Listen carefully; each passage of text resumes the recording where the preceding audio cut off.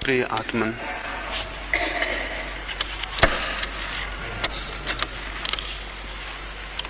रात्रि को साधना की प्रारंभिक भूमिका कैसे बने, उस संबंध में थोड़ी सी बातें आपसे कही हैं। साधना की जो दृष्टि मेरे मन में है,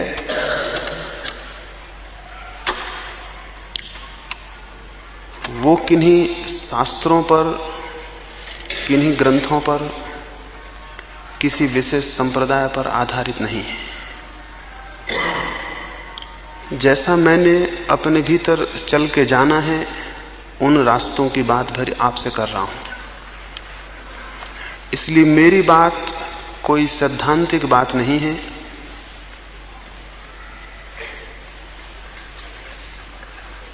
उस पर जब मैं आपसे कह रहा हूं कि आप चलें और देखें, तो मुझे रत्ती भर भी ऐसा ख्याल नहीं है कि आप चलेंगे तो जो पाने की आपकी कल्पना है उसे आप नहीं पा सकेंगे।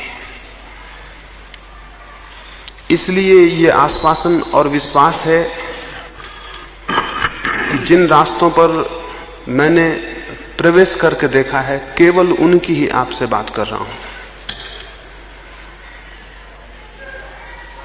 एक बहुत पीड़ा और संताप के समय को मैंने गुजारा, बहुत चेष्टा के, बहुत प्रयत्न के समय को गुजारा। उस समय बहुत कोशिश, बहुत प्रयत्न करता था अंतस प्रवेश के, बहुत रास्तों से, बहुत पद्धतियों से उस तरफ जाने की बड़ी संलग्न चेष्टा की। बहुत पीड़ा के दिन थे और बहुत दुख और परेशानी के दिन थे, लेकिन सतत प्रयास से, और जैसे पर्वत से कोई झरना गिरता हो और गिरता ही चला जाए तो नीचे की चट्टानें भी टूट जाती हैं, वैसे ही सतत प्रयास से किसी क्षण में कोई प्रवेश हुआ। उस प्रवेश को जिस रास्ते से मैंने संभव पाया, सिर्फ उसी रास्ते की आपसे बात कर रहा हूं। और इसलिए बहुत आश्वासन और बहुत विश्वास से आपको कह सकता हूं कि यदि प्रयोग किया तो परिणाम सुनिश्चित है। तब एक दुख था, तब एक पीड़ा थी, अब वैसा कोई दुख और वैसी कोई पीड़ा मेरे भीतर नहीं है। कल मुझे कोई पूछता था कि इतनी समस्याएं लोग आपके सामने रखते हैं तो आप परेशान नहीं होते? मैंने उन्हें कहा, समस्या अपनी ना हो तो परेशानी का कोई कारण नहीं होता। समस्या दूसरे की हो तो कोई परेशानी नहीं होती है। समस्या अपनी हो तो परेशानी शुरू हो जाती है। मेरी कोई समस्या इस अर्थों में नहीं है, लेकिन एक नए तरह का दुख अब जीवन में प्रविष्ट हो गया। और वो दुख ये है कि मैं अपने चारों तरफ जिन लोगों को भी देखता हूं, उन्हें इतनी परेशानी में और इतनी पीड़ा में अनुभव करता हूं, जबकि मुझे लगता है उनके हल इतने आसान हैं, जबकि मुझे लगता है कि वो द्वार खटखटाएंगे और द्वार खुल जाएगा, और वो द्वार पर खड़े ही रो रहे हैं। तो एक बहुत नए किस्म के दुख और पीड़ा का अनुभव होता है। एक छोटी सी पारसी कहानी में पढ़ता था, एक अंधा आदमी और उसका एक मित्र एक रेगिस्तान को पार करते थे। वे दोनों अलग अलग यात्रा पर निकले थे, रास्ते में मिलना हो गया, और वो आंख वाला आदमी उस अंधे आदमी को अपने साथ ले लिया। वे कुछ दिन साथ साथ चले, उनमें मैत्री घनी हो गई। एक दिन सुबह अंधे आदमी की आंख, अंधा आदमी पहले उठ गया, सुबह उसकी नींद पहले खुल गई। उसने टटोल के अपनी लकड़ी ढूंढी। मरुस्थल की रात थी और ठंड के दिन थे, लकड़ी तो उसे नहीं मिली, एक सांप पड़ा हुआ था जो ठंड के मारे एकदम सिकुड़ के कड़ा हो गया था। उसने उसे उठा लिया। उसने भगवान को धन्यवाद दिया कि मेरी लकड़ी तो खो गई, लेकिन उससे बहुत ज्यादा बेहतर, बहुत चिकनी और बहुत सुंदर लकड़ी मुझे तुमने दे दी। उसने भगवान को धन्यवाद दिया कि तुम बड़े कृपालु हो। उसने उसी लकड़ी से अपने आंख वाले मित्र को धक्का दिया और उठाने की कोशिश की कि उठो, सुबह हो गई है। वो आंख वाला मित्र उठा, देख के घबरा गया और उसने कहा कि तुम ये क्या हाथ में पकड़े हुए हो, इसे एकदम छोड़ दो, ये सांप है और जीवन के लिए खतरनाक हो जाएगा। वह अंधा आदमी बोला, मित्र, ईर्ष्या के वश तुम मेरी इस सुंदर लकड़ी को सांप बता रहे हो। चाहते हो कि मैं इसे छोड़ दूं तो तुम इसे उठा लो, लेकिन अंधा जरूर हूं, लेकिन इतना नासमझ नहीं हूं।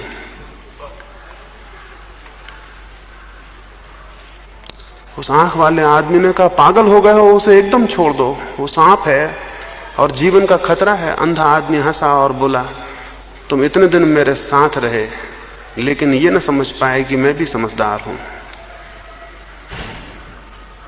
मेरी लकड़ी खो गई है और परमात्मा ने एक बहुत सुंदर लकड़ी मुझे दे दी है, तो तुम उसे सांप बता रहे हो। वह अंधा आदमी गुस्से में मित्र की इस ईर्ष्या और जलन को देख के अपने रास्ते पर चल पड़ा। थोड़ी देर में सूरज निकला और वो सांप की सिकुड़न समाप्त हो गई, उसकी सर्दी मिट गई, उसमें फिर प्राण का संचार हुआ और उसने उस अंधे आदमी को काट लिया। मैं जिस दुख की आपको बात कह रहा हूं वो वही दुख है जो उस सुबह उस आंख वाले आदमी को उस अंधे मित्र के प्रति हुआ होगा। वैसे ही एक दुख में चारों तरफ जो लोग दिखाई पड़ते हैं उनके प्रति मुझे अनुभव होता है। वे हाथ में जो लिए हैं वो लकड़ी नहीं है, वे हाथ में जो लिए हैं वो सांप है। लेकिन अगर मैं उनको कहूं कि ये सांप है तो शायद उनके मन में हो, न मालूम किस ईर्ष्या के वश, न मालूम किस कारण हमारी लकड़ियों को सांप बताया जा रहा है। ये मैं किसी और के लिए नहीं कह रहा हूं, ये मैं आपके लिए कह रहा हूं। ऐसा मत सोचना कि आपके पड़ोस में जो बैठे हैं उनके लिए कह रहा हूं, बिल्कुल आपके लिए कह रहा हूं। और आपके सबके हाथों में मुझे सांप दिखाई पड़ते हैं, और आप जिनको भी सहारे समझे हुए हैं और लकड़ियां समझे हुए हैं वो कोई सहारे नहीं है और कोई लकड़ियां नहीं है। लेकिन इसके पहले कि आप रास्ता छोड़ के चले जाएं और समझें कि मैंने ईर्ष्यावश आपकी लकड़ी छीनने को कोई बात कही है, इसलिए एकदम उसे सांप नहीं कहता हूं।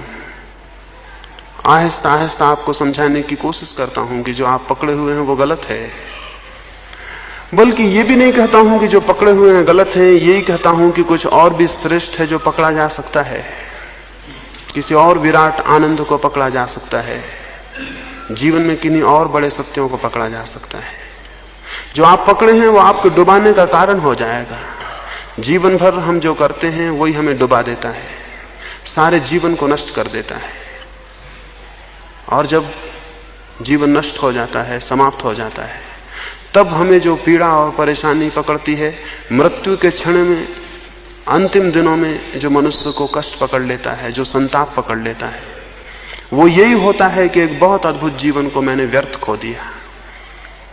तो आज की सुबह में सबसे पहले तो ये बात कहूं कि जिस प्यास के लिए मैंने रात को आपको कहा था वो तभी पैदा होगी आप में जब आपको ये दिखाई पड़े और ये अनुभव हो कि जिस जीवन को आप जी रहे हैं वो एकदम गलत है। उस प्यास का जन्म तभी होगा जब आप समझें कि आप जिस जीवन को जी रहे हैं वो गलत है और सार्थक नहीं है। और क्या ये बहुत कठिन बात है समझ लेना? क्या आप सोचते हैं जो आप इकट्ठा कर रहे हैं वो सच में संपत्ति है? क्या आप सोचते हैं कि जो आप इकट्ठा कर रहे हैं उससे आपको जीवन उपलब्ध होगा? क्या आप सोचते हैं कि जो श्रम आप कर रहे हैं जिन दिशाओं में, उन दिशाओं में आप रेत पर, पानी पर महल खड़े कर रहे हैं या कि किसी चट्टान पर नींव रख रहे हैं? इसे थोड़ा विचारना, इस पर थोड़ा मनन करना जरूरी है। जो लोग भी थोड़ा सा चिंतन और मनन करेंगे जीवन के संबंध में, उनकी प्यास जगनी शुरू हो जाएगी। सत्य की प्यास चिंतन और मनन से पैदा होती है। हम में से बहुत कम लोग जीवन के संबंध में सोचते हैं, बहुत कम लोग, अधिक लोग इस तरह जीते हैं जैसे कोई लकड़ी के टुकड़े को नदी में बहा दे और वो बहा चला जाए, और लहरें उसे जहां ले जाएं वहां चला जाए, किनारों पे ले जाएं तो किनारे चला जाए, और मझधार में ले आए तो मझधार में आ जाए, जिसका अपना कोई जीवन नहीं होता। एक लकड़ी के टुकड़े की तरह हम में से अधिक लोग जीते हैं। समय और परिस्थितियां जहां ले जाती हैं हम चले जाते हैं।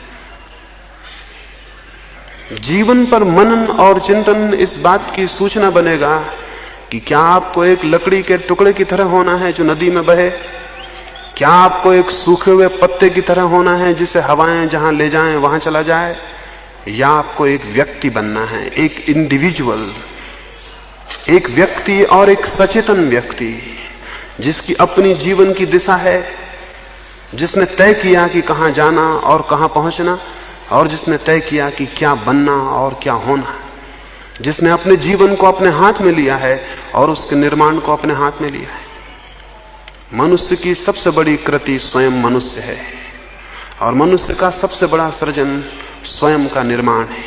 और आप कुछ भी बनाएं, वो बनाना किसी काम का नहीं है, वो सब पानी पर खींची गई लकीरों की तरह एक दिन मिट जाएगा।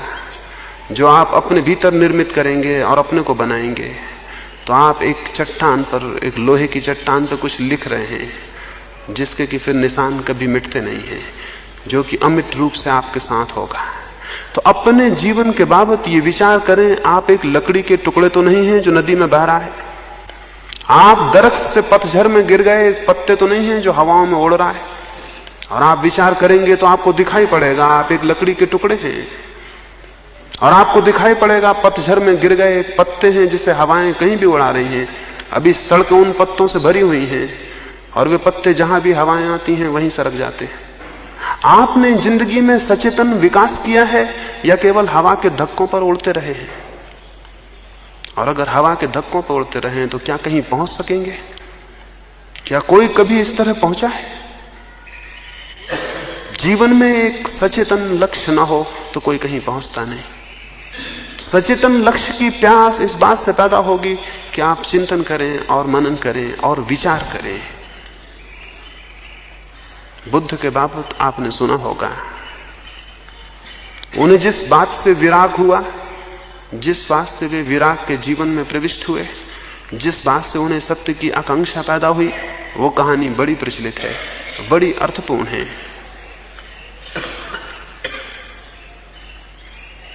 उनके माँ बाप ने बचपन में ही उनको कहा गया कि ये व्यक्ति या तो बहुत बड़ा सम्राट होगा, चक्रवर्ती होगा, या बहुत बड़ा सन्यासी होगा।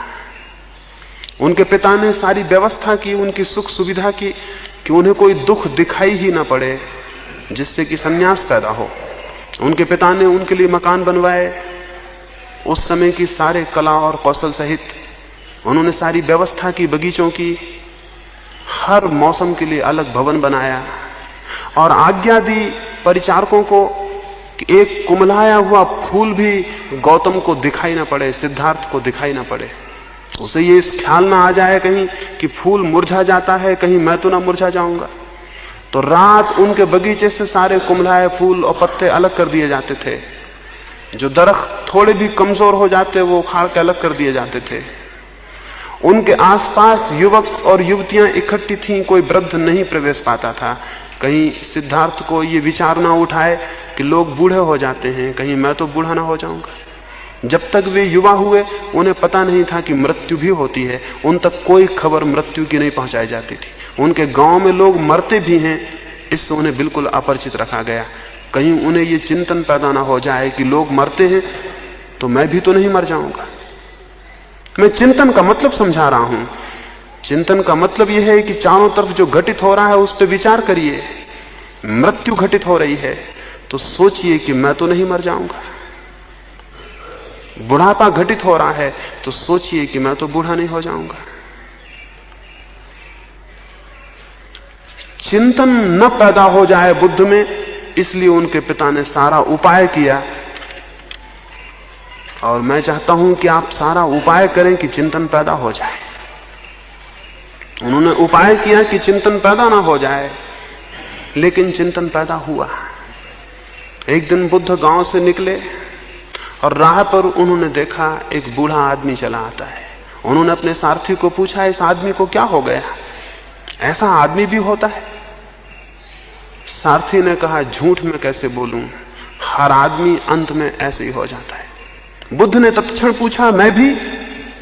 उस सारथी ने कहा, भगवान झूठ में कैसे कहूं, कोई भी अपवाद नहीं है। बुद्ध ने कहा, वापस लौट चलो, मैं बूढ़ा हो गया। बुद्ध ने कहा, वापस लौट चलो, मैं बूढ़ा हो गया। अगर कल हो ही जाना है तो बात समाप्त हो गई। इसको मैं चिंतन कहता हूं।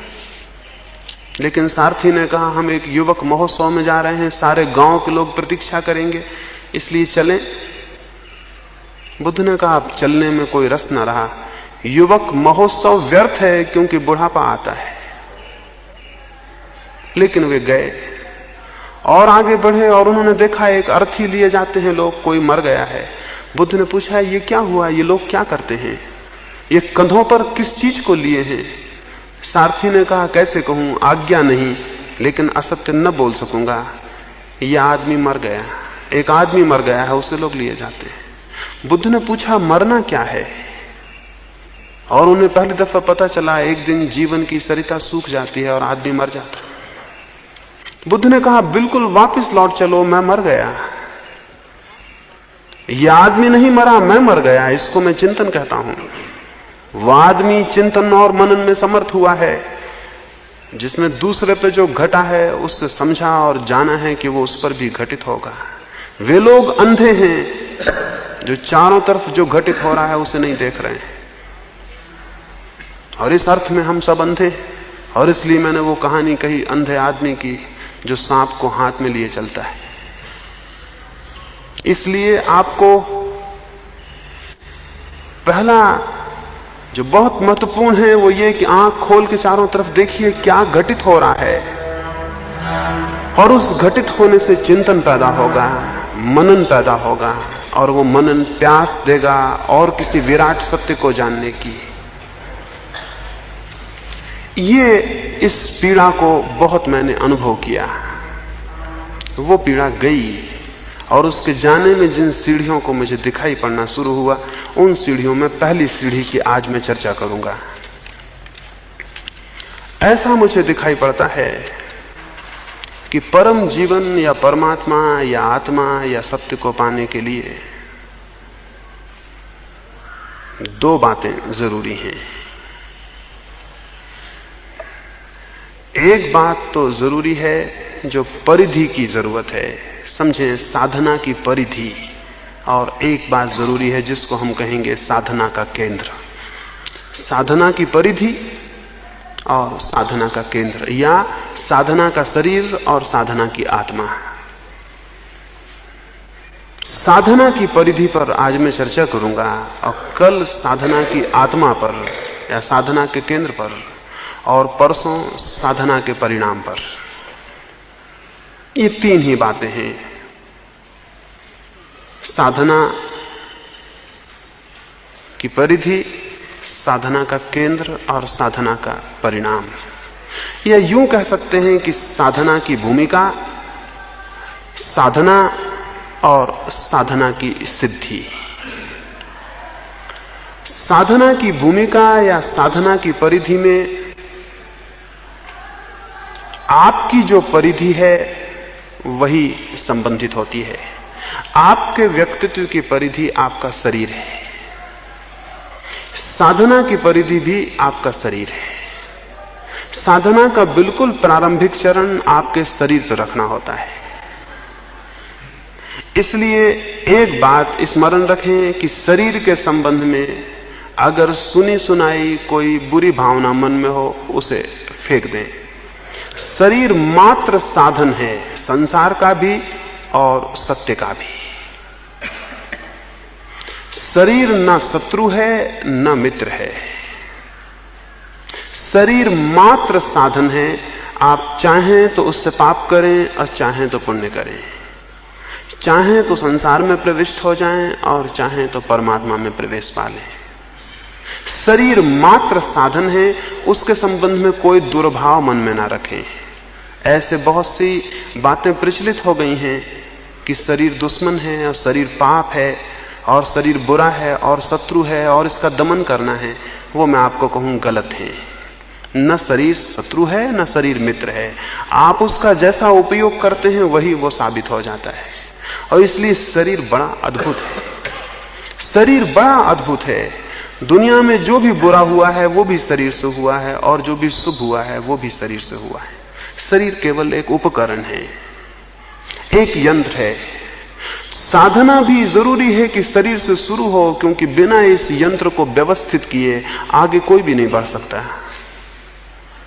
शरीर को बिना व्यवस्थित किए कोई आगे नहीं बढ़ सकता। तो पहला चरण है शरीर शुद्धि। शरीर जितना शुद्ध होगा उतना अंतस में प्रवेश में सहयोगी हो जाएगा। शरीर शुद्धि के क्या अर्थ है? शरीर शुद्धि का पहला तो अर्थ है शरीर के भीतर, शरीर के संस्थान में, शरीर के यंत्र में कोई भी रुकावट, कोई भी ग्रंथि, कोई भी कॉम्प्लेक्स ना हो, तब शरीर शुद्ध होता है। समझें शरीर में कैसे कॉम्प्लेक्स और ग्रंथियां पैदा होती हैं। अगर शरीर बिल्कुल निर्ग्रंथ हो, उसमें कोई ग्रंथि ना हो, उसमें कोई उलझन ना हो, शरीर में कहीं कोई अटकाव ना हो, तो शरीर शुद्ध स्थिति में होता है और अंतस प्रवेश में सहयोगी हो जाता है। अगर आप बहुत क्रुद्ध होंगे, क्रोध करेंगे और क्रोध को प्रकट ना कर पाएंगे, तो उस क्रोध की जो ऊष्मा और गर्मी पैदा होगी वो शरीर के किसी अंग में ग्रंथि पैदा कर देगी। आपने देखा होगा क्रोध में हिस्टीरिया आ सकता है, क्रोध में कोई बीमारी आ सकती है, भय में कोई बीमारी आ सकती है। अभी जो सारे प्रयोग चलते हैं स्वास्थ्य के ऊपर, उनसे ज्ञात होता है कि 100 बीमारियों में कोई 50 बीमारियां शरीर में नहीं होती, मन में होती हैं, लेकिन मन की बीमारियां शरीर में ग्रंथि पैदा कर देती हैं। और शरीर में अगर ग्रंथियां पैदा हो जाएं, शरीर में अगर गांठें पैदा हो जाएं, तो शरीर का संस्थान जकड़ जाता है और अशुद्ध हो जाता है। तो शरीर शुद्धि के लिए सारे योग ने, सारे धर्मों ने बड़े अद्भुत और क्रांतिकारी प्रयोग किए हैं, और उन प्रयोगों को थोड़ा समझना जरूरी है। और अगर अपने शरीर पर आप करते हैं तो आप थोड़े ही दिनों में हैरान हो जाएंगे, ये शरीर तो बड़ी अद्भुत जगह है, बड़ी अद्भुत बात है।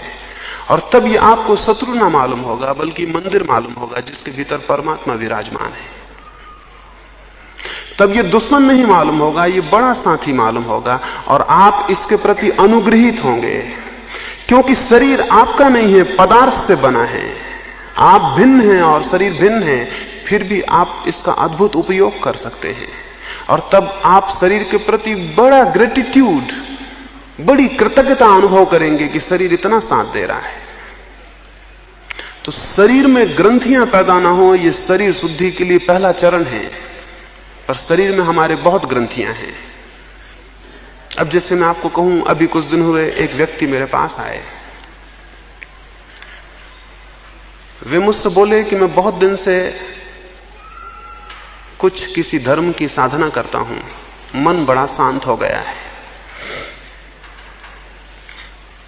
मैंने उनसे कहा कि मुझे आपका मन शांत दिखाई नहीं पड़ता। वे बोले आप कैसे कह सकते हैं? मैंने उनसे कहा कि जितनी देर से आप आए हैं आपके दोनों पैर इतने हिल रहे हैं, वो दोनों पैरों को बैठे हैं और जोर से हिला रहे हैं। मैंने उनसे कहा यह असंभव है कि मन शांत हो, पैर इस भांति हिले।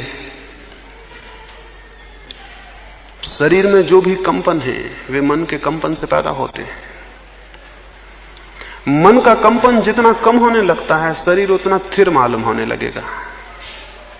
ये बुद्ध और महावीर की मूर्तियां जो बिल्कुल पत्थर जैसी मालूम होती हैं, ये आदमी भी बैठे होते तो भी ऐसे ही मालूम होते थे।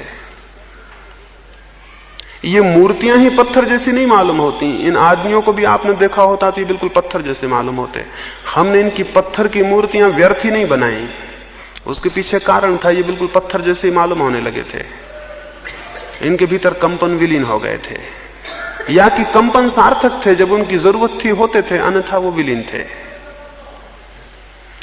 आप जब पैर हिला रहे हैं तो आपके भीतर अशांति से जो एनर्जी पैदा हो रही है, जो शक्ति पैदा हो रही है, उसे निकालने का कोई रास्ता ना पाके पैर में कंपित होकर वो निकल रही है।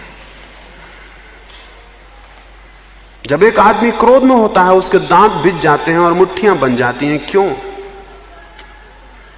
उसकी आंखों में खून उतर आता है, क्यों? आखिर मुट्ठियां बंधने से क्या प्रयोजन? अगर आप अकेले में भी किसी पर क्रुद्ध होंगे तो भी मुट्ठियां बन जाएंगी, वहां तो कोई मारने को भी नहीं जिसको आप मारें। लेकिन जो शक्ति क्रोध से पैदा हो रही है, उसका निष्कासन कैसे होगा? हाथ के स्नायु खिंच के उस शक्ति को व्यय कर देते हैं। सभ्यता ने बहुत दिक्कत पैदा कर दी है। असभ्य आदमी का शरीर हमसे ज्यादा शुद्ध होता है। एक जंगली आदमी का शरीर हमसे बहुत शुद्ध होता है, उसमें ग्रंथियां नहीं होती, क्योंकि उसके भावावेश वो सहज प्रकट कर देता है। लेकिन हम अपने भावावेगों को दबा लेते हैं। समझ लीजिए, आप दफ्तर में हैं और मालिक ने कुछ कहा, आपको क्रोध तो आया, लेकिन आप मुट्ठियां नहीं भींच सकते। वो जो शक्ति पैदा हुई उसका क्या होगा? शक्ति नष्ट नहीं होती, स्मरण रखिए, कोई शक्ति नष्ट नहीं होती।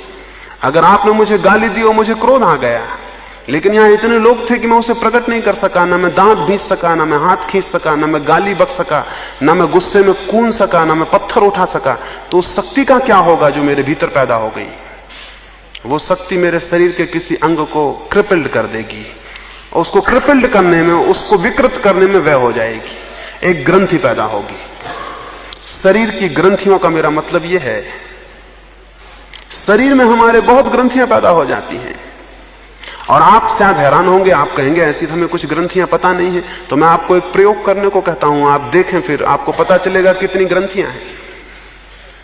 क्या आपने कभी ख्याल किया है कि अकेले किसी कमरे में आप जोर से दांत बिचकाने लगे हैं, या आईने में जीभ दिखाने लगे हैं, या गुस्से से आंख फाड़ने लगे हैं, और आप अपने पे भी हंसे होंगे कि ये मैं क्या कर रहा हूं? हो सकता है स्नान गृह में आप नहा रहे हैं और आप अचानक कूदे हैं। आप हैरान होंगे कि मैं क्यों कूदा हूं, या मैंने आईने में देख के दांत क्यों बिचकाए हैं, या मेरा जोर से गुनगुनाने का मन क्यों हुआ है। मैं आपको कहूं, किसी दिन आधा घंटे को सप्ताह में एक एकांत कमरे में बंद हो जाएं और आपका शरीर जो करना चाहे करने दें। आप बहुत हैरान होंगे, हो सकता है शरीर आपका नाचे, जो करना चाहे करने दें, आप उसे बिल्कुल ना रोकें। और आप बहुत हैरान होंगे, हो सकता है शरीर आपका नाचे, हो सकता है आप कूदें, हो सकता है आप चिल्लाएं, हो सकता है आप किसी काल्पनिक दुश्मन पर टूट पड़े, ये हो सकता है। और तब आपको पता चलेगा कि ये क्या हो रहा है। ये सारी ग्रंथियां हैं जो दबी हुई हैं और मौजूद हैं और निकलना चाहती हैं, लेकिन समाज नहीं निकलने देता और आप भी नहीं निकलने देते। ऐसा शरीर बहुत सी ग्रंथियों का घर बना हुआ है, और जो शरीर ग्रंथियों से भरा हुआ है वो शरीर शुद्ध नहीं होता, वो भीतर प्रवेश नहीं कर सकता। तो योग का पहला चरण होता है शरीर शुद्धि, और शरीर शुद्धि का पहला चरण है शरीर की ग्रंथियों का विसर्जन। तो नई ग्रंथियां तो बनाए नहीं, और पुरानी ग्रंथियां विसर्जन करने का उपाय करें। और उसके उपाय के लिए जरूरी है कि महीने में एक बार, दो बार अकेले कमरे में बंद हो जाएं और शरीर जैसा करना चाहे करने दें। अगर कपड़े फेंक के और नग्न नाचने का मन हो तो नाचें और सारे कपड़े फेंक दें। और आप हैरान होंगे, आधा घंटे के उस उछल कूद के बाद आप बहुत रिलैक्स्ड, बहुत शांत, बहुत स्वस्थ अनुभव करेंगे। ये बात बहुत अजीब लगेगी, लेकिन आप बहुत शांत अनुभव करेंगे और आपको बहुत हैरानी होगी कि ये शांति कैसे आ गई। आप जो व्यायाम करते हैं या घूमने चले जाते हैं, उसके बाद जो आपको हल्कापन लगता है, उसका कारण क्या है? उसका कारण यह है कि बहुत सी ग्रंथियां उसमें विसर्जित होती हैं। आपको पता है, आपका लड़ने का जो मन होता है लोगों से, उलझने का जो मन होता है, उसका कारण क्या है? आपके भीतर बहुत सी शक्तियां ग्रंथियों की तरह मौजूद हैं, वो विसर्जित होना चाहती हैं। इसलिए आप बिल्कुल उत्सुक होते हैं कि कोई मिल जाए और कुछ हो जाए। जब युद्ध का समय आता है, पिछले 2 महायुद्ध हुए, उन महायुद्धों में आप जो सुबह से अखबार पढ़ते हैं बहुत उत्सुकता से, और सारी दुनिया में बड़ी खूबियों की बातें घटित होती हैं। युद्ध के समय दो बातें घटित हुई। दुनिया में आत्महत्याएं एकदम कम हो गई थी, आपको शायद पता नहीं होगा। पिछला महायुद्ध हुआ, उसके पहले पहला महायुद्ध हुआ। मनोवैज्ञानिक बहुत हैरान हुए कि आत्महत्याएं कम क्यों हो गई, एकदम आत्महत्याएं कम हो गई। जब तक युद्ध चला आत्महत्याएं नहीं हुई, सारी दुनिया में उनका अनुपात एकदम गिर गया। इसका कारण क्या था? और मनोवैज्ञानिक बहुत परेशान हुए। उन दोनों खून भी नहीं हुए, आत्महत्याएं भी नहीं हुई, और एक बड़ी बात हुई, मानसिक बीमारों की संख्या कम रही युद्ध के समय में। तो अंततः यह समझ में आया कि युद्ध की जो खबरें थीं, जो जोश खरोश था, उसमें मनुष्य की बहुत सी ग्रंथियां विसर्जित हुई, और उतनी ग्रंथियों ने उसको बचाया। जैसे कि युद्ध की खबरें आप सुनते हैं तो आप किसी न किसी तरह उसमें संलग्न हो जाते हैं। आपका क्रोध, समझ लीजिए आप गुस्से में आ गए हैं। अगर आप हिटलर के प्रति गुस्से में आ गए हैं तो लोग हिटलर की मूर्ति बना के जला देंगे, नारे लगाएंगे, चिल्लाएंगे, घर में बैठ के हिटलर को गालियां देंगे। काल्पनिक दुश्मन हिटलर तो मौजूद नहीं है आपके सामने, और उसमें आपके बहुत सी ग्रंथियां विसर्जित होंगी, और उसका परिणाम यह होगा कि आपको मानसिक स्वास्थ्य मिलेगा। इसलिए आप हैरान होंगे, हम चाहते हैं कि युद्ध ना हो, लेकिन भीतर से हमारा कोई मन चाहता है कि युद्ध हो। युद्ध के वक्त लोग काफी खुश नजर आते हैं, हालांकि खतरा बहुत उपद्रव का होता है, लेकिन लोग खुश नजर आते हैं। अभी हिंदुस्तान पे चीन का हमला हुआ, आप में एकदम से जो शक्ति का संचार हुआ था, आप समझते हैं उसका कारण क्या था? उसका कारण था आपकी बहुत सी ग्रंथियां जो शरीर में बंधी थी वो उस गुस्से में निकली और आप हल्के हुए। और जब तक दुनिया में ऐसे लोग हैं जिनके शरीर अशुद्ध हैं, तब तक युद्ध से नहीं बचा जा सकता है। युद्ध तब समाप्त होंगे जब लोगों के शरीर इतने शुद्ध होंगे, उनके पास कोई ग्रंथियां युद्ध में विसर्जित करने को नहीं होंगी। आपको मैं ये कह रहा हूं, ये बहुत अजीब सा लगेगा, लेकिन जब तक लोगों के शरीर शुद्ध स्थिति में नहीं है, दुनिया से युद्ध बंद नहीं हो सकते, कोई कितनी कोशिश करे। युद्ध का मजा रहेगा। आपको भी लड़ने में मजा आता है, इससे जरा विचार करना। आपको लड़ने में मजा आता है। वो लड़ाई चाहे किसी तल की हो, चाहे श्वेतांबर दिगंबर जैन से लड़ता हो, और चाहे हिंदू मुसलमान से लड़ता हो, वो लड़ाई का कोई तल हो। आप हैरान होंगे, आप देखते हैं कि एक एक छोटा धर्म बनता है, उसमें 20-20 संप्रदाय बन जाते हैं, फिर एक एक संप्रदाय में छोटे छोटे संप्रदाय बन जाते हैं। क्या कारण है? लोगों के शरीर अशुद्ध हैं और ग्रंथियों से भरे हैं, और उनको लड़ने के लिए कोई भी बहाना चाहिए। वो कोई छोटा सा बहाना लेंगे और लड़ेंगे, और लड़ने से उनको राहत मिलेगी, उनको हल्कापन आएगा। तो शरीर शुद्धि प्राथमिक चरण है साधना का। तो आपके लिए मैं दो बातें कहता हूं। पुरानी जो ग्रंथियां हैं उनको विसर्जित करने का तो उपाय यह है कि आप एकांत में बिल्कुल जंगली हो जाएं, छोड़ दें सारा ख्याल, कमरा बंद कर लें, और एक एक सारी परतें जो आपने जबरदस्ती अपने ऊपर लाद रखी हैं वो सब छोड़ दें, और फिर होने दें शरीर क्या करता है उसे देखें आप। वो नाचता है, कूदता है, गिर के पड़ा रह जाता है, घूंसे तानता है, किसी काल्पनिक दुश्मन को मारता है, छुरी मारता है, गोली चलाता है, क्या करता है उसे देखें और चुपचाप उसे करने दें। आप 1-2 महीने के प्रयोग में बहुत हैरान हो जाएंगे। आप पाएंगे आपके शरीर ने एक अद्भुत सरलता, सात्विकता और शुद्धि को उपलब्ध किया है। उसका विसर्जन होगा, पुरानी ग्रंथियों की निर्जरा होगी। जो पुराने साधक जंगलों में चले जाते थे और एकांत पसंद करते थे और नहीं चाहते थे भीड़ में आए, उसका कुल सबसे बड़े कारणों में एक कारण यह भी था, उन एकांत में आपको पता नहीं महावीर ने क्या किया, आपको पता नहीं है बुद्ध ने क्या किया, आपको पता नहीं मोहम्मद ने क्या किया, कोई किताबें नहीं कहती कि उन्होंने क्या किया। उन पहाड़ों पर जब वो थे तो वो क्या कर रहे थे। मैं आपको कहता हूं कि ये हो नहीं सकता कि उन्होंने ये ना किया हो, कि उन्होंने शरीर की ग्रंथियां विसर्जित ना की हो। महावीर को तो हम निर्ग्रंथ कहते हैं, और उसका मैं जो अर्थ करता हूं यही करता हूं। सारी ग्रंथियां छीन जिसकी हो गई, और सारी ग्रंथियों का प्रारंभिक चरण शरीर है। तो शरीर की ग्रंथियां जो पीछे पकड़ी हैं उनको विसर्जित करना आपको पहले अजीब सा लगेगा। अगर आपको जोर से हंसी आए अपने इस काम पे कि मैं ये क्या पागलपन कर रहा हूं कि कूद रहा हूं, तो जोर से हंसिए। अगर आपको खूब रोना आए तो जोर से रोइए, आप बहुत हैरान होंगे। अगर आपको भी मैं यहां कह दूं कि आप बिल्कुल छोड़ दें अपना ख्याल, तो आप में से कई लोग रोने लगेंगे और कई लोग जोर से हंसने लगेंगे। कभी कोई रुदन जो आना चाहा होगा वो भीतर दबा रह गया है, वो निकलेगा। और कभी कोई हंसी जो फूट पड़नी चाहिए थी लेकिन रोक ली गई है, वो कहीं ग्रंथि बन के रुकी हुई है, वो भी निकलेगी। बहुत एब्सर्ड मालूम होगा कि ये क्या हो रहा है, लेकिन ये होगा।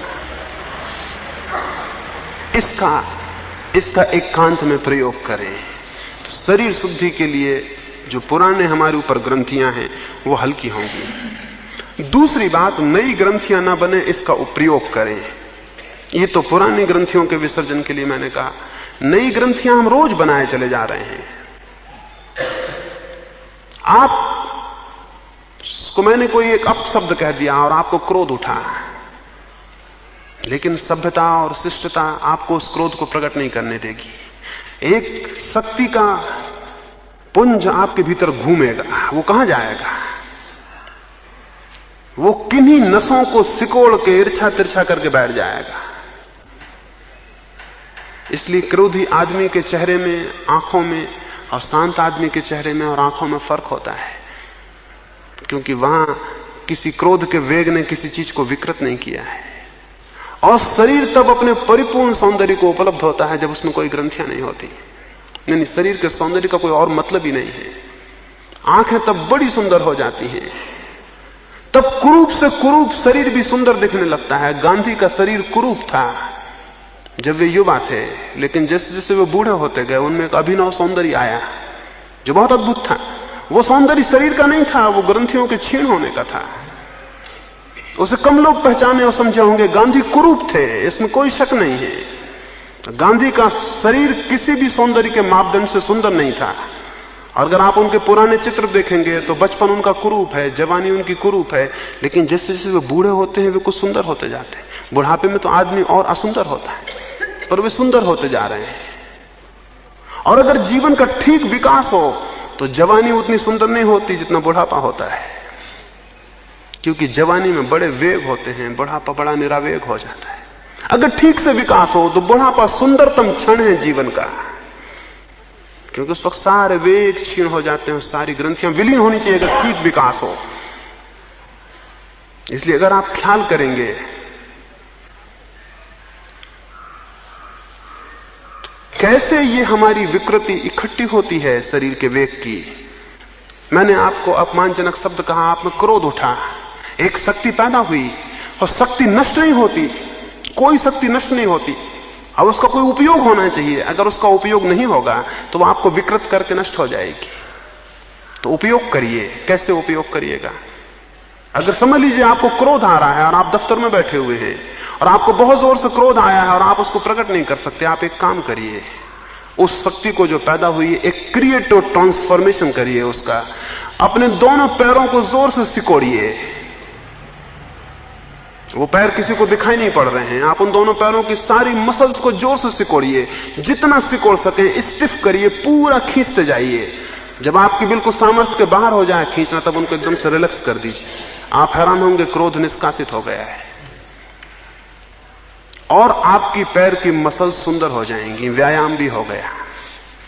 वो जो क्रोध का वेग उठा था उसने कुछ विकृत नहीं किया, बल्कि आपके पैर को सुंदर करके चला गया। तो आपके शरीर के जो अंग कमजोर हों उनको क्रोध के माध्यम से सुंदर कर लीजिए, स्वस्थ कर लीजिए, क्योंकि वो जो एनर्जी पैदा हुई है उसका क्रिएटिव, उसका सृजनात्मक उपयोग हो जाएगा।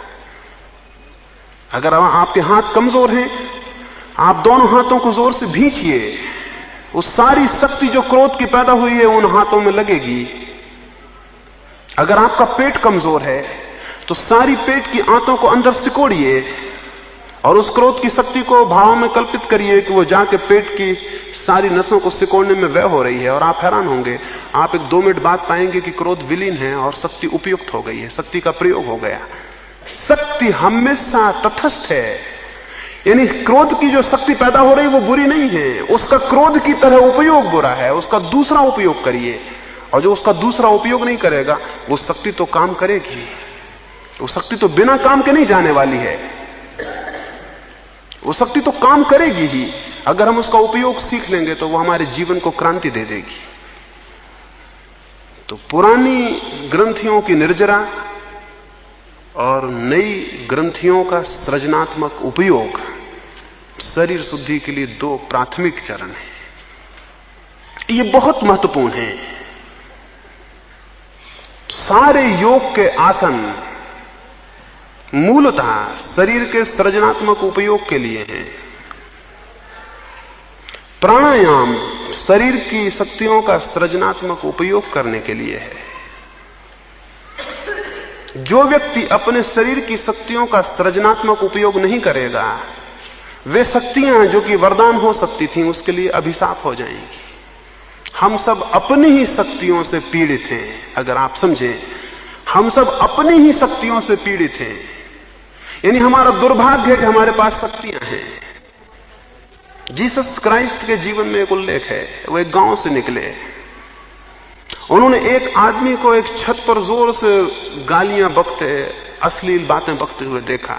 वे सीढ़ियां चढ़ते उसके पास गए और उन्होंने उससे कहा कि मेरे मित्र, ये तुम क्या कर रहे हो और अपने जीवन को इस अश्लील बकवास में क्यों खर्च कर रहे हो?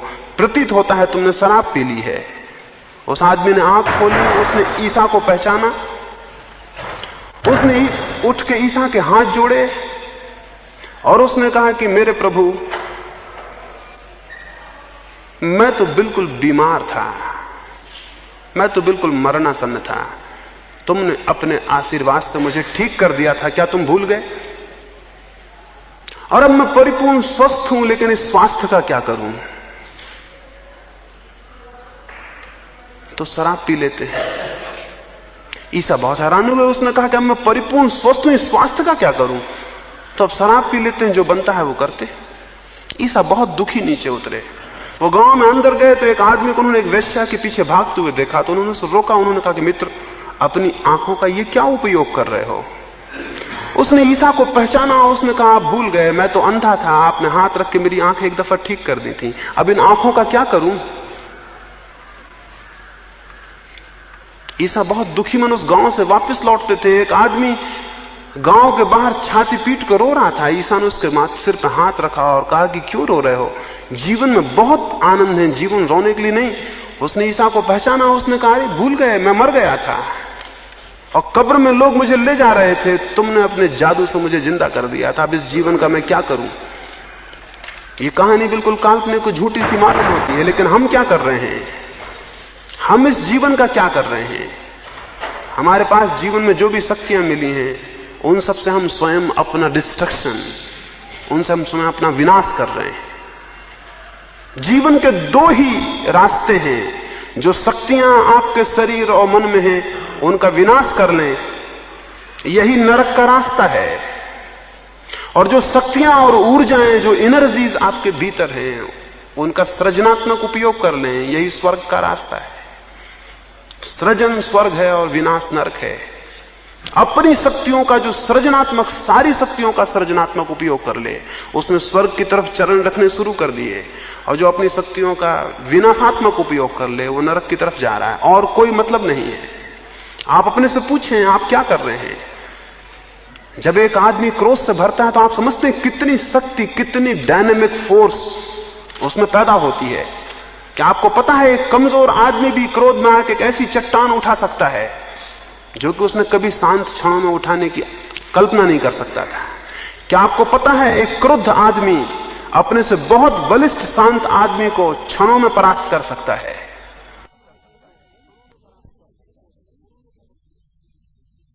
एक दफा जापान में ऐसा हुआ। वहां एक वर्ग होता है समुराई, वहां के क्षत्रिय हैं। वो, उनका धंधा तलवार है और जीवन मरना वही उनका शौक है। एक समुराई बहुत बड़ा सैनिक था, बहुत बड़ा सेनापति था। उसकी पत्नी से उसके घर में जो नौकर था उसका प्रेम हो गया। वहां यह रिवाज था कि अगर किसी की पत्नी से किसी का प्रेम हो जाए तो वो उसके लिए एक द्वंद्व युद्ध के लिए ललकारे। तो दो में से एक मर जाएंगे, जो शेष रहेगा वो पत्नी से उससे विवाह हो जाएगा या वो पत्नी उसकी होगी। उसके नौकर का समुराई एक बहुत बड़े सेनापति की पत्नी से प्रेम हो गया। और सेनापति ने कहा, पागल, अब द्वंद्व युद्ध के सिवा कोई रास्ता नहीं है। अब हम लड़ेंगे, अब तू कल तलवार लेकर सुबह आ जा। वो तो बड़ा घबराया, वो तो तलवार का मास्टर था, वो तो अद्भुत कुशल आदमी था जो मालिक था। ये बेचारा नौकर घर में झाड़ू बुहारी लगाता था, ये क्या तलवार ले, इसने कभी तलवार छुई नहीं थी। इसने उससे कहा कि मैं कैसे तलवार उठाऊंगा, लेकिन उसने कहा इसके सिवाय कोई रास्ता नहीं है, रास्ता यही है कि तुम कल तलवार लेके आ जाओ। वो घर गया, उसने रात भर सोचा, इसके सिवाय कोई रास्ता ही नहीं था। उसने सुबह तलवार उठाई, उसने कभी इसके पहले जिंदगी में तलवार नहीं उठाई थी। उसने सुबह तलवार उठाई, वो तलवार लेके पहुंचा। लोग देख के दंग रह गए, वो तो जैसे आग का अंगारा था जब वो तलवार लेके वहां पहुंचा। वो सेनापति थोड़ा घबराया और उसने पूछा कि तुम तलवार उठाना भी जानते हो? वो बिल्कुल गलत ही पकड़े हुए था। उसने कहा कोई सवाल नहीं, अब मरना ही है, और मरना ही है तो मारने की कोशिश करेंगे। तो मरना तय है, अब एक मारने की कोशिश करेंगे। और वो बड़ा अजीब द्वंद्व युद्ध हुआ। उसमें सेनापति मारा गया और वो नौकर जीता। उसमें इस वजह से कि मरना ही है और कोई रास्ता नहीं है, अद्भुत ऊर्जा और शक्ति पैदा हुई। वो तलवार चलाना बिल्कुल नहीं जानता था, उसने बिल्कुल ही गलत वार किए, बिल्कुल ही गलत, जो कि उसके ही विपरीत थे। लेकिन उसके वार देख के, उसके क्रोध को और उसकी स्थिति को देख के सेनापति पीछे हटने लगा। उसकी सारी कुशलता व्यर्थ हो गई, क्योंकि वो बिल्कुल शांत लड़ रहा था, उससे कोई खास बात नहीं थी। उसके लिए लड़ाई बिल्कुल साधारण सी बात थी। वो पीछे हटने लगा और उस ऊर्जा में उसकी मृत्यु हुई, उसे मरना पड़ा। और वो आदमी जीता जो कि बिल्कुल ही नासमझ था, जो उस कला को भी नहीं जानता था। क्रोध में या ऐसे किसी भी वेग में आपके भीतर बहुत शक्ति उत्पन्न होती है। आपके सारे कण, आपके शरीर में जितने लिविंग सेल्स हैं, जितने जीवित कोष्ठ हैं, वो सब के सब अपनी शक्ति का दान करते हैं। और आपके शरीर में बहुत से संरक्षित कोष हैं शक्ति के, वे हमेशा सुरक्षा के लिए सेफ्टी मेजर्स हैं। वे सामान्यतः काम में नहीं आते। अगर आपको हम कहें दौड़िए प्रतियोगिता में, आप कितने ही तेज दौड़िए, आप उतने तेज कभी नहीं दौड़ सकते जितना एक आदमी आपके पीछे बंदूक लेके लगा हो, तब आप दौड़ेंगे। तो सवाल यह है कि आप अपनी चेष्टा से बहुत दौड़े प्रतियोगिता में, लेकिन आप उतने कभी नहीं दौड़ सकते जब एक आदमी बंदूक लेके लगा। उस वक्त जो सेफ्टी मेजर्स हैं आपके भीतर, आपके शरीर में जो ग्रंथियां शक्ति को रखे हुए हैं जरूरत के लिए, वे अपनी शक्ति को खून में छोड़ देती हैं।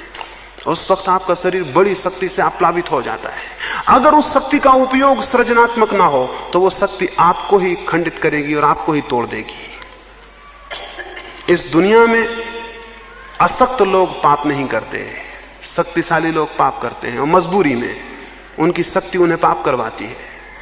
इस दुनिया में अशक्त लोग बुरे काम नहीं करते, इस दुनिया में शक्तिशाली लोग बुरे काम करने को मजबूर हो जाते हैं, क्योंकि शक्ति का सृजनात्मक उपयोग उन्हें पता नहीं है। इसलिए जितने अपराधी हैं, जितने पापी हैं, उन्हें आप शक्ति का स्रोत समझिए, और अगर उन्हें संपर्क मिल जाए तो उनकी सारी शक्तियां अद्भुत रूप से परिवर्तित हो जाती हैं। इसलिए आपको पता होगा, धार्मिक इतिहास में ऐसे सैकड़ों उदाहरण हैं जबकि पापी क्षण भर में पुण्यात्मा हो गए हैं। और उसका कुल कारण इतना है कि शक्तियां बहुत थीं, केवल ट्रांसफॉर्मेशन की बात थी, एक जादू का संपर्क चाहिए था, सब बदल जाएगा। अंगुलीमाल ने इतनी हत्याएं की तो उसने 1000 लोगों की हत्या करने का व्रत लिया था। उसने 999 लोगों की हत्या करके माला पहन ली थी। उसे आखिरी आदमी चाहिए था। जिस जगह खबर हो जाती थी कि अंगुलीमाल है, वहां रास्ते निर्जन हो जाते थे, क्योंकि वहां कौन चलता, वो तो देखते नहीं था, विचार ही नहीं करता था, जो आया उसकी हत्या करता था। खुद बादशाह प्रसेनजीत जो था बिहार का, वो डरता था, उसकी छाती कब जाती थी अंगुलीमाल का नाम सुन के। उसने बड़े सैनिक वहां भेजे, लेकिन अंगुलीमाल पर कोई कब्जा नहीं हुआ। बुद्ध उस पहाड़ से निकलते थे, लोगों ने, गांव के लोगों ने कहा इधर मत जाइए, एक आप निहत्थे भिक्षु हैं, अंगुलीमाल हत्या कर देगा। बुद्ध ने कहा हम तो जो रास्ता चुनते हैं उस पे चलते हैं, और किसी की वजह से उसको नहीं बदलते। और अगर अंगुलीमाल यहां है तो हमारी और भी जरूरत हो गई कि हम वहां जाएं। अब देखना यह है कि अंगुलीमाल हमें मारता है या हम अंगुलीमाल को मारते हैं। तो लोगों ने कहा बड़ी पागलपन की बात है, आपके पास कुछ भी नहीं है, आप अंगुलीमाल को मारिएगा। निहत्ते कमजोर बुद्ध, अंगुलीमाल बड़ा बिल्कुल दैत्य जैसा आदमी। बुद्ध ने कहा अब देखना यह है कि अंगुलीमाल बुद्ध को मारता है या बुद्ध अंगुलीमाल को मारता है, और हम तो जो रास्ता चुनते हैं उस पर चलते हैं। और ये और भी सौभाग्य कि अंगुलीमाल से मिलना हो जाए। अनायास ये मौका आ गया। बुद्ध वहां गए, अंगुलीमाल ने अपनी टेकरी पर से देखा कि निहत्ता भिक्षु शांत रास्ते पे चला आ रहा है। उसने वहीं से चिल्ला के कहा कि देखो यहां मत आओ, सिर्फ इसलिए कह रहा हूं कि तुम सन्यासी हो, वापस लौट जाओ। इतनी दया आ गई तुम्हारी चाल देख के, धीमे चले आ रहे हो, तुम लौट जाओ, आगे मत बढ़ो, क्योंकि हम किसी पे दया करने के आदी नहीं है, हत्या कर देंगे। बुद्ध ने कहा हम भी किसी की दया करने के आदी नहीं है। बुद्ध ने कहा हम भी किसी की दया करने के आदी नहीं, और जहां चुनौती हो वहां तो सन्यासी पीछे कैसे लौटेगा। तो हम तो आते हैं, तुम भी आओ। अंगुलीमाल बहुत हैरान हुआ, यह आदमी पागल है। उसने अपना फरसा उठाया, वो नीचे उतरा। जब वो बुद्ध के पास पहुंचा तो बुद्ध से उसने कहा कि अपने हाथ से अपनी मृत्यु मोल ले रहे हो।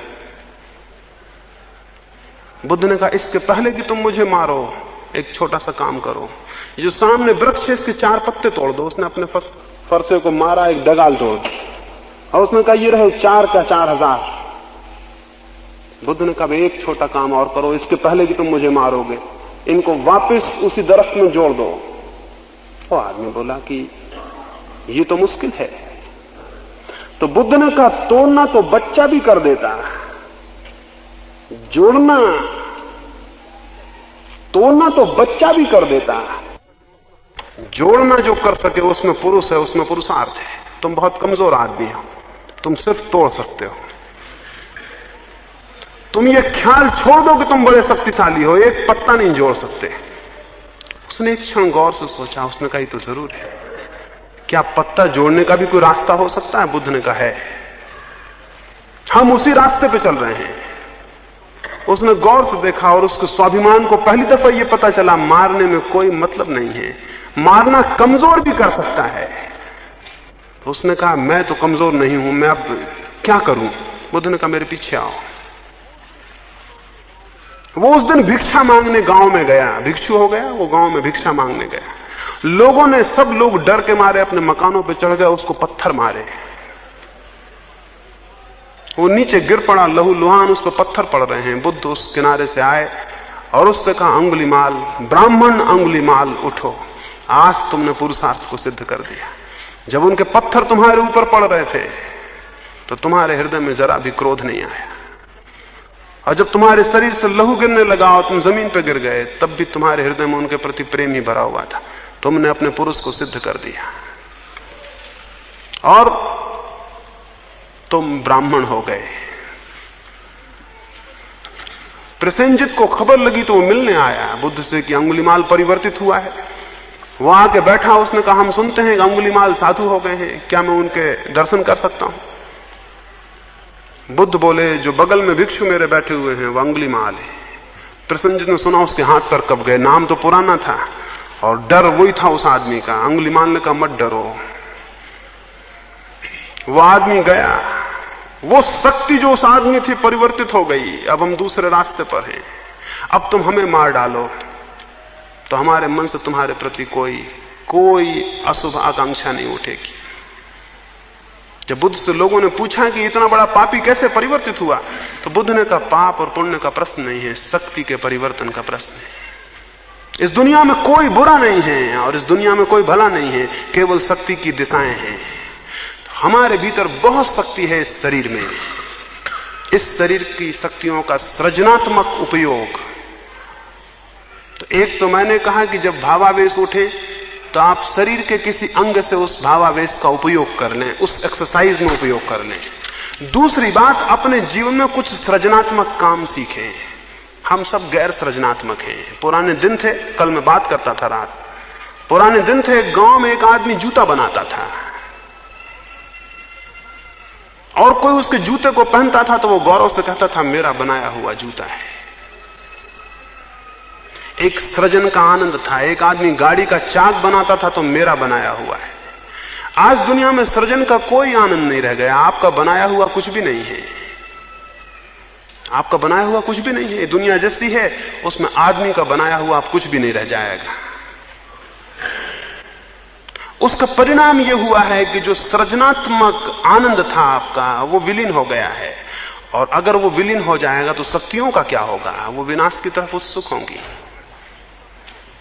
स्वाभाविक शक्ति का कुछ ना कुछ होगा, या तो विनाश होगा या सृजन होगा। तो जीवन में कोई सृजनात्मक काम भी करें, सृजनात्मक मतलब जो सिर्फ आप अपने आनंद के लिए निर्मित कर रहे हैं, एक मूर्ति बनाएं तो कोई हर्ज नहीं, एक गीत लिखें, एक गीत गाएं, एक सितार को बजाएं तो कोई हर्ज नहीं, उसे सिर्फ आनंद के लिए, व्यवसाय के लिए नहीं। जीवन में एक काम चुनें जो आपका आनंद है, जो आपका व्यवसाय नहीं है, तो आपकी बहुत सी शक्तियों का विनाशात्मक रुख परिवर्तित होगा और वो सृजन में लगेंगी।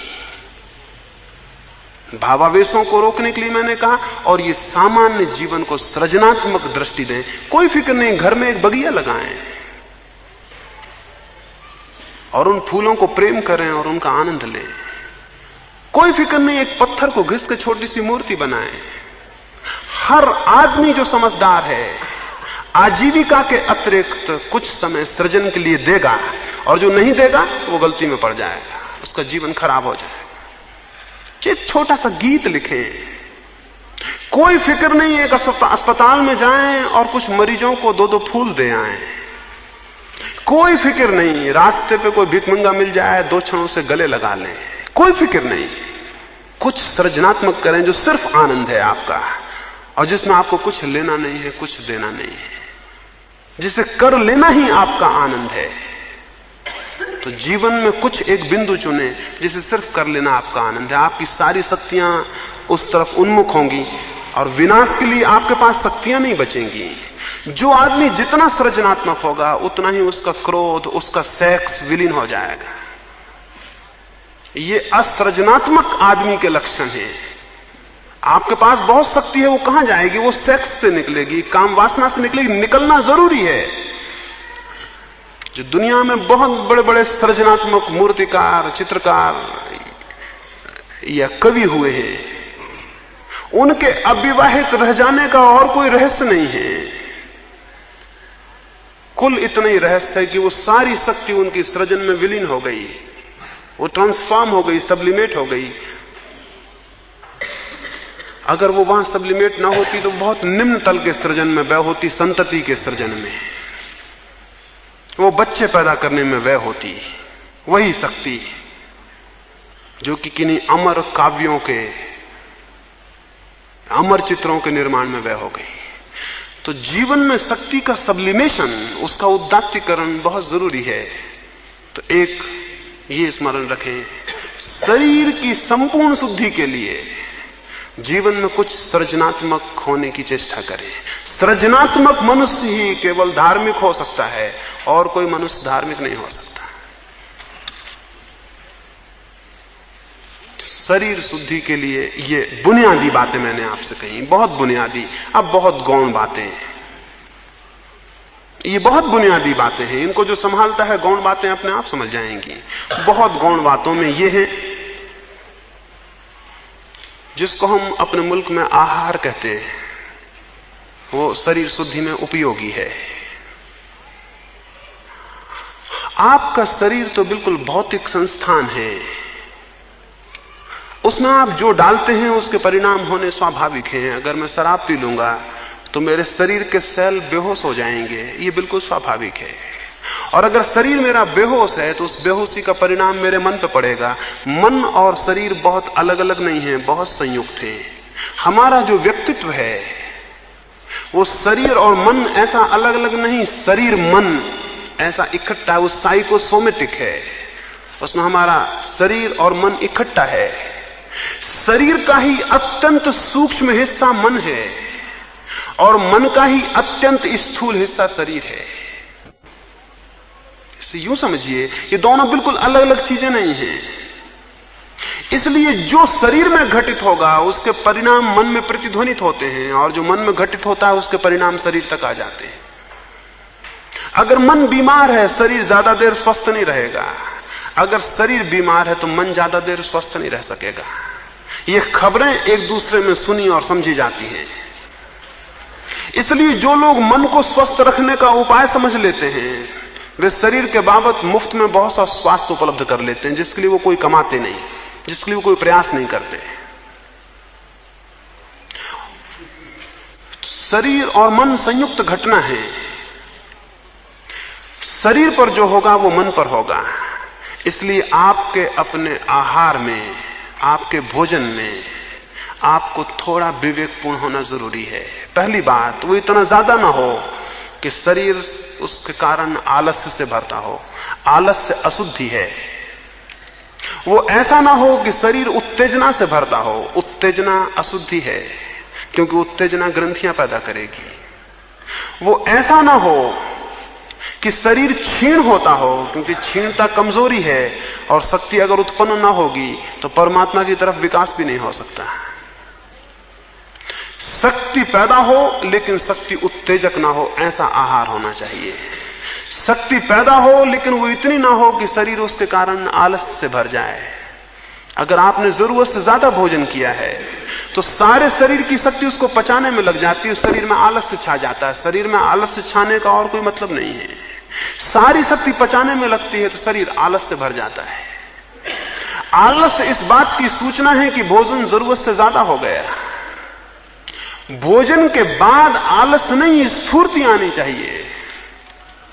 स्वाभाविक है, भूख लगी थी फिर भोजन किया तो स्फूर्ति आनी चाहिए, क्योंकि शक्ति उत्पन्न होने का स्रोत भीतर गया। लेकिन आपको तो आलस से आता है। आलस इस बात का मतलब है कि आपने इतना भोजन कर लिया कि अब शरीर की सारी शक्ति उसको पचाएगी, तो शरीर अपने सारी शक्ति को खींच के पेट में ले जाएगा और सब तरफ से शक्ति क्षीण होने से आलस्य आ जाएगा। तो भोजन स्फूर्ति दे तब सम्यक है। भोजन उत्तेजना ना दे तब सम्यक है। भोजन मादकता ना दे तब सम्यक है। तो तीन बातें स्मरण रखें। भोजन सुस्ती ना दे तो वो शुद्ध है। भोजन उत्तेजना ना दे तो वो शुद्ध है। और भोजन मादकता ना दे तो वो शुद्ध है। ये मोटी बातें हैं और आपको इतना ना समझ में नहीं मानता है कि इनके विस्तार में चर्चा करने की जरूरत है। इनको आप समझेंगे और अपने ढंग से इनको व्यवस्थित करेंगे। दूसरी बात, गौण बातों में शरीर के लिए थोड़ा सा व्यायाम अत्यंत आवश्यक है, क्योंकि शरीर जिन तत्वों से मिलकर बना है वे तत्व व्यायाम के समय में विस्तार पाते हैं। व्यायाम का मतलब विस्तार। संकोच के विपरीत है व्यायाम शब्द। व्यायाम का अर्थ है विस्तार। जब आप दौड़ते हैं तो आपके सारे कण और सारे लिविंग सेल्स, पूरे जीवित कोष्ठ विस्तृत होते हैं, फैलते हैं। और जब वे फैलते हैं तो आपको स्वास्थ्य का अनुभव होता है। जब वे सिकुड़ते हैं तो बीमारी का अनुभव होता है। जब आपकी श्वास पूरी के पूरे प्राण के फेफड़ों को खोलती है और सारे कार्बन डाइऑक्साइड को बाहर फेंकती है तो आपकी खून की गति बढ़ती है, और खून की गति बढ़ती तो शरीर की सारी अशुद्धियां दूर होती हैं। इसलिए योग ने शरीर सोच को, शरीर की परिपूर्ण शुद्धि को बहुत अनिवार्य नियमों के अंतर्गत रखा। तो थोड़ा व्यायाम। अति विश्राम नुकसान करता है, अति व्यायाम भी नुकसान करता है। इसलिए अति व्यायाम को नहीं कह रहा हूं। अति व्यायाम नहीं, थोड़ा सम्यक व्यायाम कि जिससे आपको स्वास्थ्य का बोध हो। और अति विश्राम नहीं, थोड़ा विश्राम भी। जितना व्यायाम उतना विश्राम। इस सदी में व्यायाम भी नहीं है और विश्राम भी नहीं है। हम बहुत अजीब हालत में हैं। आप व्यायाम तो करते नहीं, आप विश्राम भी नहीं करते। जिसको आप विश्राम कहते हैं वो विश्राम नहीं है। आप पड़े हैं, करवटें बदल रहे हैं, वो विश्राम नहीं है। एक गहरी प्रगाढ़ निद्रा जिसमें कि सारा शरीर सो जाए और उसके सारे काम का जो भी बोझ और भार उस पर पड़ा है वो सब विलीन हो जाए। क्या आपने कभी ख्याल किया, अगर आप सुबह बहुत अस्वस्थ उठे हैं और तबीयत ताजी नहीं है तो आपका व्यवहार स्वस्थ नहीं होता। अगर आपको नींद अच्छी नहीं हुई और सुबह एक भिखारी आपसे भीख मांगने आया है, बहुत असंभव है कि आप उसे भीख दे सके। और अगर आप रात बहुत गहरी नींद सोए हैं और किसी ने हाथ बढ़ाए तो बहुत असंभव है कि आप अपने हाथ को देने से रोक सके। इसलिए भिखारी सुबह आपके घर मांगने आते हैं, शाम को नहीं आते, क्योंकि सुबह संभावना मिलने की है, शाम को कोई संभावना नहीं। ये बहुत मनोवैज्ञानिक है। भिखारी यूं ही नहीं सुबह आपके घर आ रहा है, शाम को नहीं आना है, शाम को कोई मतलब नहीं। शाम को आप इतने थके और शरीर इतना गलत हालत में होगा कि आप शायद ही किसी को कुछ दे सके, इसलिए वो सुबह आता है। अभी सूरज उग रहा है, आप नहाए होंगे, किसी ने घर में प्रार्थना की होगी, वो बाहर आके बैठा है, अभी इंकार करना बहुत मुश्किल होगा। शरीर को ठीक विश्राम मिले तो आपका व्यवहार बदलता है, इसलिए हमने आहार और विहार को संयुक्त माना है हमेशा से। जैसा आहार होगा, जैसा विहार होगा, अगर उन दोनों में सात्विकता होगी तो जीवन में बड़ी गति और बड़ा प्रवेश आंतरिक होना शुरू होता है।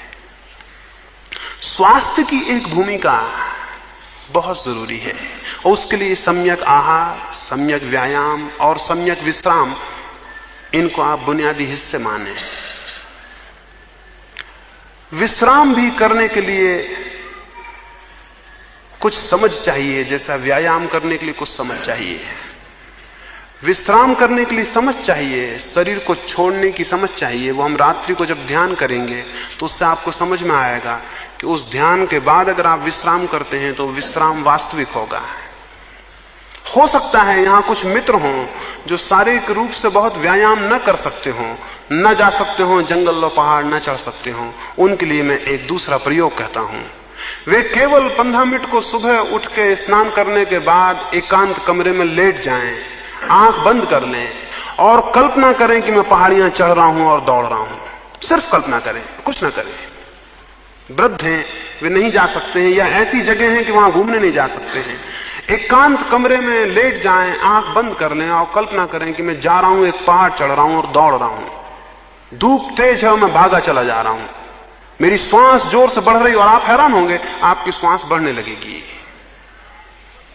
और आपकी इमेजिनेशन, आपकी कल्पना जितनी प्रगाढ़ होती जाएगी, आप 15 मिनट में पाएंगे कि जो घूमने का फायदा था वो मिल गया है। आप 15 मिनट बाद बिल्कुल ताजे व्यायाम करके उठाएंगे। जरूरी नहीं है कि आप व्यायाम करने जाएं, शरीर के अणुओं को पता चलना चाहिए कि व्यायाम हो रहा है तो वे तैयार हो जाते हैं, यानी वे उसी स्थिति में आ जाते हैं जिस स्थिति में वस्तुतः आप चले होते तब आते हैं। वे उसी स्थिति में आ जाते हैं। क्या आपने कभी ख्याल नहीं किया, स्वप्न में घबरा गए हो तो उठने के बाद भी हृदय कपता रहता है? क्यों? स्वप्न की घबराहट तो बड़ी झूठी थी, लेकिन हृदय क्यों कप रहा है? जागने पे भी क्यों कप रहा है? हृदय तो कब गया, हृदय को बिल्कुल पता नहीं है कि ये स्वप्न में घटना घटी कि सच में घटना घटी। हृदय को तो पता है कि घटना घटी, बस। तो अगर आप इमेजिनेशन में भी व्यायाम करते हैं तो फायदा उतना ही हो जाता है जितना कि वस्तुतः व्यायाम करिए, कोई भेद नहीं पड़ता। इसलिए जो बहुत समझदार थे इस मामले में, उन्होंने बड़ी अद्भुत तरकीबें निकालनी थी। अगर उन्हें आप एक जेल में भी बंद कर दें तो उनके स्वास्थ्य को कोई नुकसान नहीं पड़ेगा, क्योंकि वो 15 मिनट विश्राम करके और व्यायाम कर लेंगे। इसको भी देखें, जो नहीं जा सकते हैं, नहीं जाने की स्थितियों में हैं, वो इसका प्रयोग करें। और निद्रा के लिए रात्रि का जो ध्यान है उसके बाद निद्रा करें।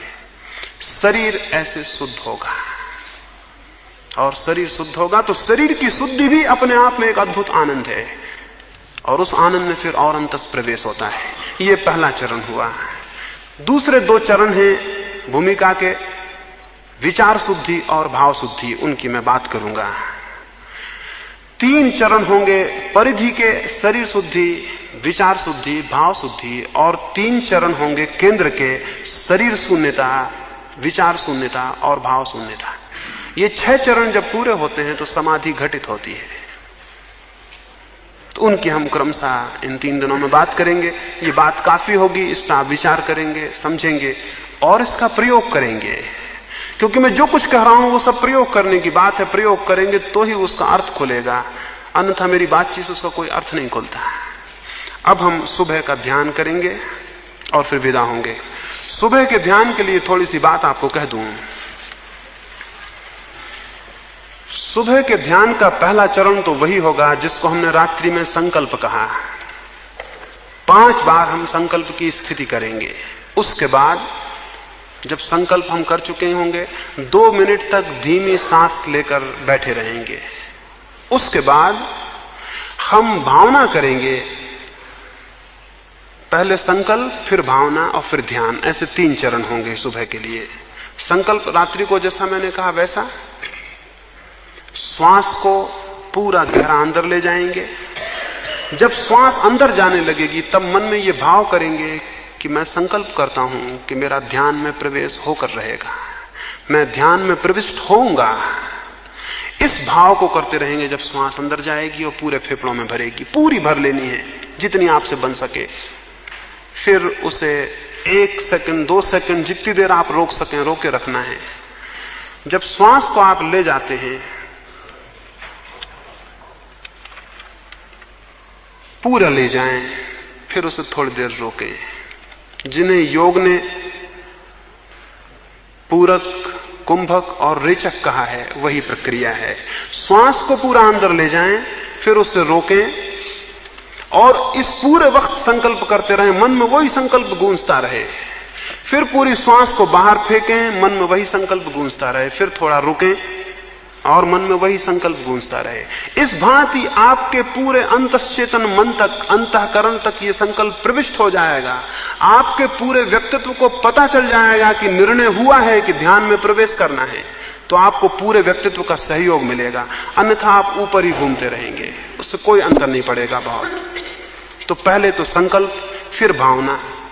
संकल्प के बाद भावना, जो मैंने कल आपको कही, आशा, आनंद, विश्वास, वो 2 मिनट तक करेंगे। 2 मिनट तक अपने सारे शरीर को अनुभव करेंगे कि आप बहुत स्वास्थ्य से भरे हुए हैं, बहुत आनंद का अनुभव कर रहे हैं, सारे शरीर के कण कण प्रफुल्ल हो गए हैं और बड़ी आशा की स्थिति है, कुछ होगा। संकल्प, फिर ये भावना कि मेरे चारों तरफ अत्यंत शांति है, मेरे भीतर अत्यंत आनंद है, मेरे भीतर अत्यंत आशा है और मेरे शरीर का कण कण उन्मुख है और उत्सुक है और प्रफुल्ल है। इसको भाव करेंगे। उसके बाद फिर सुबह का ध्यान करेंगे। सुबह के ध्यान में रीढ़ को सीधा रखना है, बिना हिले डुले आराम से बैठ जाना है, सारे शरीर के कंपन को छोड़ देना है, रीढ़ को सीधा कर लेना है, आंख को बंद कर लेना है। फिर धीमी श्वास लेनी है, बहुत आहिस्ता श्वास लेनी है और आहिस्ता ही श्वास छोड़ देनी है। श्वास को देखना है, भीतर आंख बंद किए श्वास को देखते रहना, वो भीतर गई और बाहर गई। श्वास को देखने के 2 उपाय हैं। एक तो है एब्डोमेन पर देखना, जहां पेट ऊपर नीचा होता है, और दूसरा है नाक के पास जहां श्वास छूती है वहां देखना। जिसको जहां सुविधाजनक मालूम पड़े वहां देखे। अधिक लोगों को सुविधाजनक पड़ेगा कि वे नाक के पास देखें। श्वास अंदर प्रविष्ट होगी, नाक को लगती है, फिर निकलेगी, फिर लगती है, उसी स्थान को आप देखें कि श्वास लगी, अंदर गई, श्वास गई, बाहर गई। जो लोग पीछे प्रयोग किए हैं नाभि का, उनको नाभि का सुविधाजनक मालूम पड़ता हो, वो नाभि के पास देखें कि पेट ऊपर उठा, नीचे गिरा। जहां जिसको ठीक लगे वहां उस प्रयोग को कर ले। सिर्फ 10 मिनट तक श्वास को देखता रहे। तो अब हम बैठे सुबह के प्रयोग के लिए। सब लोग फासले पर हो जाएं, कोई एक दूसरे का बोध मिट जाए, छूना मिट जाए, सब इतने फासले पर हो जाएं।